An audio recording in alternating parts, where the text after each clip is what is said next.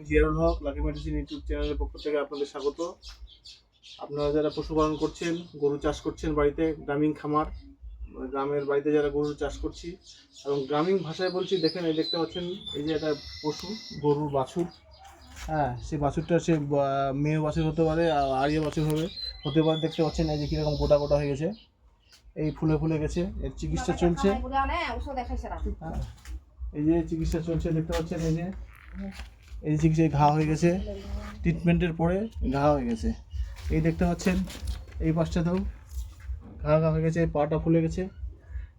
তো হ্যাঁ, এই চিকিৎসা যখন হয়ে যাবে, তো এর চিকিৎসা হচ্ছে ব্যয়বহুল, অনেক টাকা খরচ হয়,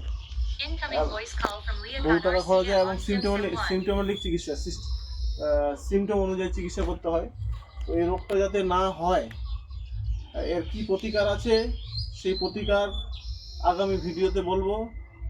এই প্রতিকার সম্বন্ধে জানতে আমার ভিডিওকে পুরোটাই দেখে শেয়ার করবেন এবং লাইক করবেন। থ্যাংক ইউ, ধন্যবাদ।